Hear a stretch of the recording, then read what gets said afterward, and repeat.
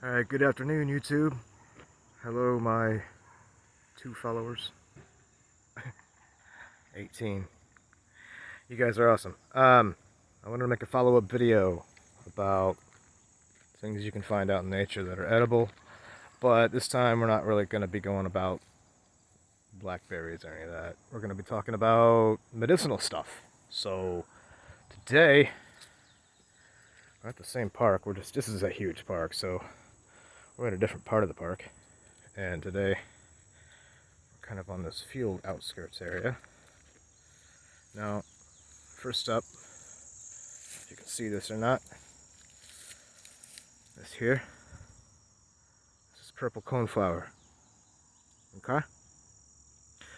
That purple coneflower is also, it's echinacea. That's what it is. So you can make a tea out of these blossoms, out of the leaves, and it's good for your immune system. Incredibly good for your immune system, actually. As is prairie coneflower, which is, there's a couple over here. Right here. No, not you. Where are you at?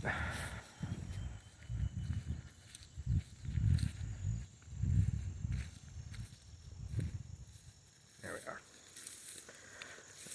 A little sketch about trying to walk through here in the shorts, because these bees love this stuff. But, there you go. Prairie coneflower. Still an echinacea hybrid. Plant, not hybrid. Again, you can use it for tea. You can use it for relaxation, immune system, and the bees like it too. What's up, bee? Alright. Now, in my last video, towards the end, I talked about this little flower here.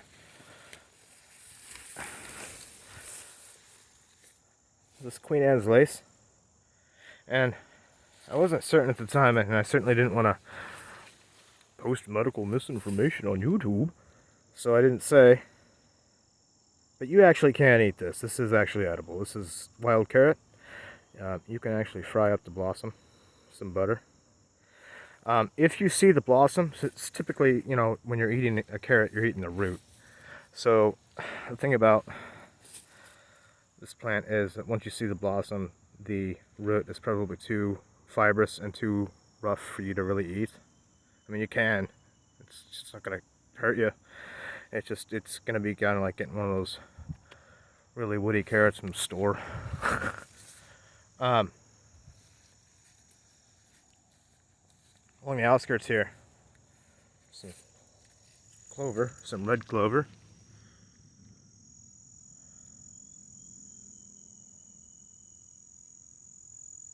You can use red clover in teas.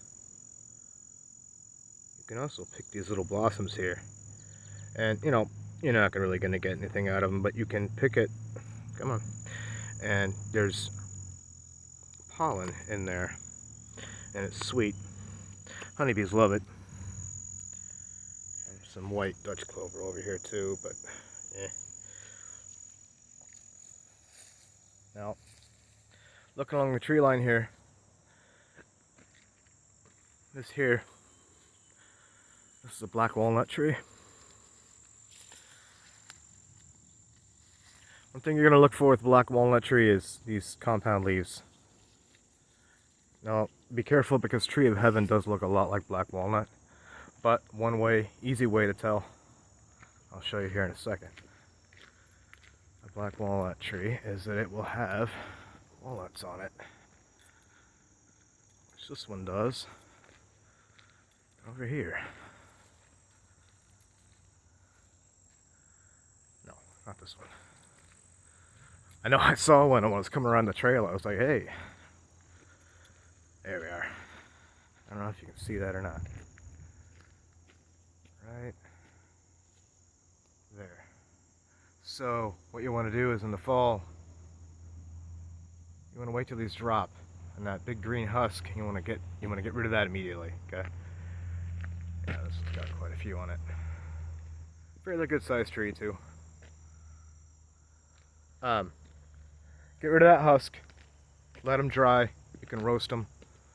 I'm not a fan of black walnuts, to be honest with you. The taste is awful. They're kind of bitter. But there are ways to cook them. You can look that up online. Again, protein, nutrients, just growing out here for anybody to take. Obviously, before you start just coming and foraging in national parks and stuff, check to make sure you're allowed to. Most of the time you are, but different states, different rules, sort of thing. There's a black raspberry bush like I was talking about last time. See that pale stem. One thing about these stems too, on these are actually pretty easy to spot in the winter. They won't have the foliage, right? But if you rub this off, you'll notice it kind of changes color. That will be red, kind of a dark maroon color. And you'll notice it too. When all this is dead out here and you don't see any green, you'll see these big stalks, thorny stalks curling over, and many of them will kind of have a reddish, brownish reddish hue to them. That is a black raspberry. You'll know that no matter what time of year. Once you see that, you know you've got a bush there, even if it's the dead of January. Moving on, we have this little fella. Now this kind of looks like a dandelion, right? Has a very similar shaped leaf. This has little purple flowers that sort of resemble a thistle. It's known as wild lettuce, okay? And the thing about wild lettuce that makes it a pretty neat plant, I don't know if you can tell, there's a milky substance in there. This one's not got a whole lot. So this can be used in place of an opiate. Yeah, that's right. It's not an opiate, but it hits on all the same receptors in the brain. So painkiller wise, what you can do is you can take this plant, right? You want to blend and grind up these leaves to a pulp, and you're going to boil it. And then the remainder can actually be taken internally, and it will do the same thing that morphine does. It's definitely, it's a painkiller. So wild lettuce, good thing to know about, right? There's some other stuff out here too, but I'm meeting up with a couple people to go hike the rest of this trail, so I'm gonna go ahead and climb off here. Hope you're all doing well. I'll talk to you soon.